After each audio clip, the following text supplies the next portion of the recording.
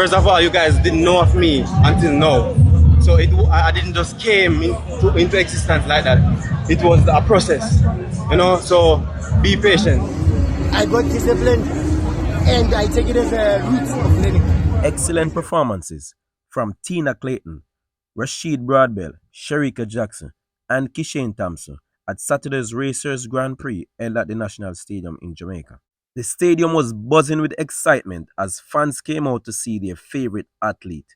World 200-meter champion Shericka Jackson continued her build-up to the Jamaica National Championship as she ran a season's best 22.53 seconds to win the women's 200 meters. It was Jackson's second 200-meter race of the season after finishing second in 22.79 seconds at the Diamond League meet in China. Jackson looked comfortable on her way to a season's best 22.53 seconds to win ahead of Canadian Audrey Leduc, who clocked 22.80 seconds, and American Keisha Chandler 22.92 seconds. In the men's event, national champion Brian Lavelle sent a warning after he ran a wind-aided 19.79 seconds with a 2.5 meters per second wind to win the men's 200 meters. Lavelle, who was a semi-finalist at last year's Olympic Games in Paris and was running the 200 meters for the second time this year, stamped its class on the field and won by a commanding margin. Christopher Taylor, in his second race since his return from suspension, was second in 20.39 seconds, with South Africa's Naheem Jack third in 20.46 seconds. Two-time World Under-20 100-meter champion Tina Clayton ran a season's best 10.98 seconds to win the women's 100-meter event. It was Tina's first sub-11 seconds clocking since 2022 when she won the second of her World Under-20 titles. The 10.98 seconds clocking now puts her in a five-way tie for sixth in the world this year. American Jesus Sears was second in 11.04 seconds, and the 2024 World Under-20 champion Alana Reid was third in 11.16 seconds. In one of, if not the most anticipated race at the event, Olympic Games silver medalist Kishane Thompson ran a season's best 9.88 seconds, which puts him fourth best in the world this year to win the men's 100 meters.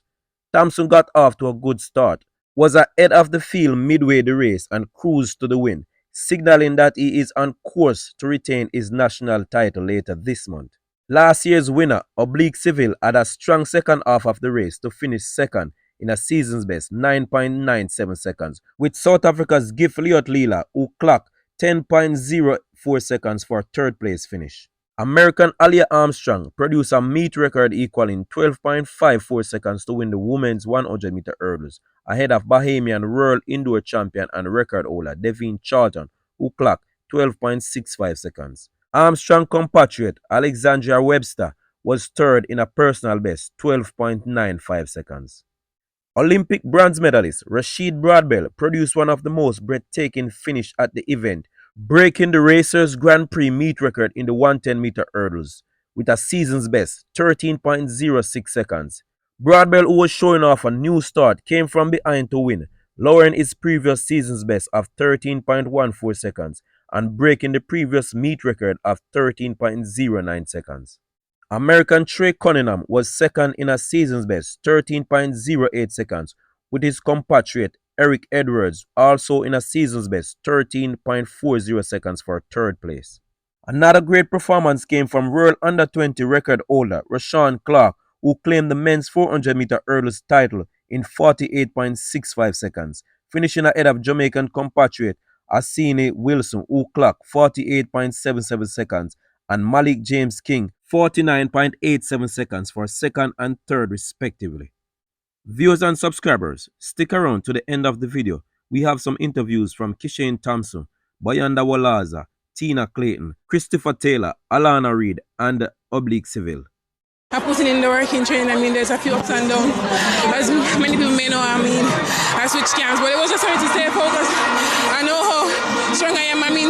Today was just for me to come out here and prove that, it was a wonderful race with wonderful females. Congratulations to Tia, everyone in the race. I think it was a very good race to be out here, in front of the Jamaican crowd. How has training been so far? How has the season been?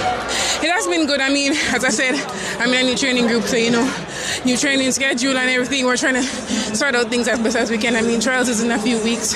It's just for me to stay focused and keep believing. 11:16, how do you feel about that time right now? I really feel good. I mean, if I'm honest, I mean, I came out here today with high expectations of myself.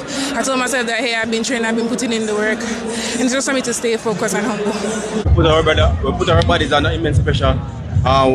Most of the persons watching don't know us athletes coming out here and running on niggles, you know. But together, today I put together a decent race. I'm super grateful. I finished injury free.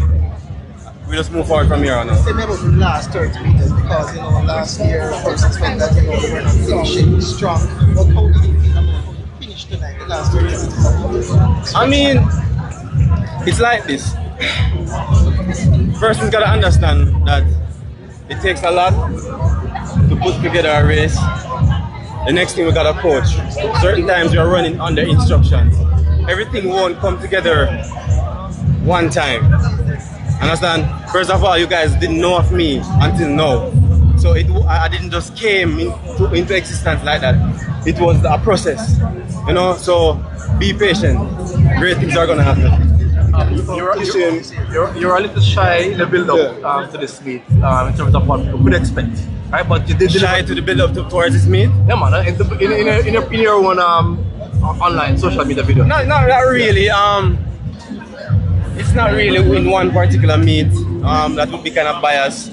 I'm not really an extrovert or outgoing person. I'm more of an introvert, but it's a requirement of the job where I gotta know how to do the media. I think I'm a very articulate person, so it kind of helped me put together interviews. Persons ask me. I'm kind of well spoken in interviews, but it's just me that. Yeah.